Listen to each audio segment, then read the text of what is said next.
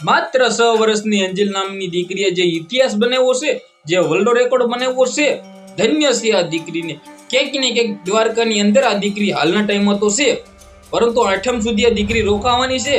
શું સૌથી મોટા ચમત્કારો જોવા મળી રહ્યા છે, ડેફિનેટલી તમને A to Z ડિટેલ્સ બતાવવા જઈ રહ્યો છું. એની પહેલા ચેનલમાં પહેલી વાર આવ્યા હોય તો વિડીયો બને એટલો શેર કરીને એક સબસ્ક્રાઇબ અવશ્ય કરવાનું ભૂલતા નહીં. લાખો લોકો વિડીયો જોશે પરંતુ ભાઈઓ સબસ્ક્રાઇબ જ નથી કરતા. જલ્દીથી સબસ્ક્રાઇબ કરી દો. બધા સબસ્ક્રાઇબ માટે ખાસ કરીને એક ગિફ્ટ પણ છે. જે પણ આપણી ચેનલની અંદર સબસ્ક્રાઇબ કરશે તેને તહેવારોના ટાઈમની અંદર હું એક અલગથી જ ગિફ્ટ આપવાનો છું. તો ભાઈઓ ખાસ કરીને તમે બધા લોકો સબસ્ક્રાઇબ કરી નાખો અને તમને પણ ગિફ્ટ મળી શકે છે. ડેફિનેટલી તમને લોકોને ખબર છે કે ક્યાંક ને ક્યાંક એન્જલ નામની દીકરી કરીબ 2 મહિનાથી ચાલતી દંડયાત્રા કરીને દ્વારકા પહોંચી છે. ત્યારે લાખો લોકો આ દીકરીનું સ્વાગત કર્યું છે. દીકરીનું સ્વાગત સ્વરૂપે મિત્રો વાત કરીએ તો હાથમાં એક મૂર્તિ આપીને દીકરીનું સ્વાગત કરવામાં આવ્યું છે. ત્યારે 100 સલ્યુટ છે આ દીકરીને. દીકરીએ જે ઇતિહાસ બનાવ્યો છે માત્ર 6 વર્ષની ઉંમરની અંદર. આજકાલના 6 વર્ષની અંદર તો ભાઈઓ ઘરે ભાઈ ફોન લઈને બેસી જાય છે, રમકડા રમી રહ્યા છે. ત્યારે આ દીકરીના માઇન્ડની અંદર જે જ્ઞાન આવ્યું છે, ધન્ય છે આ દીકરીને.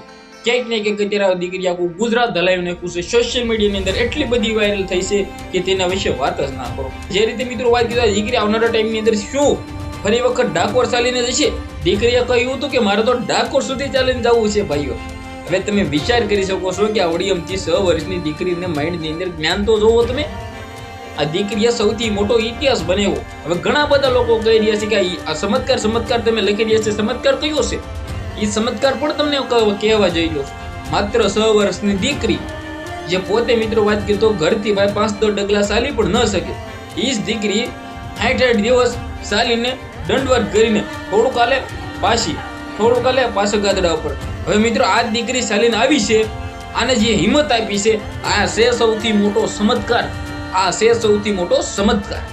ઘણા બધા લોકો કહી રહ્યા છે ચમત્કાર શું છે? આ સૌથી મોટો ચમત્કાર કહેવાય. કૃષ્ણ ભગવાન તમને રૂબરૂ આવીને તો ન મળે. એ ચમત્કાર ન કહેવાય, આને જ સૌથી મોટો ચમત્કાર કહેવાય. વિડીયોને શેર કરીને સબસ્ક્રાઇબ કરવાનું ભૂલતા નહીં. આજના વિડીયોમાંથી આટલી જ માહિતી. આપણે એક નવા વિડીયો મળીએ.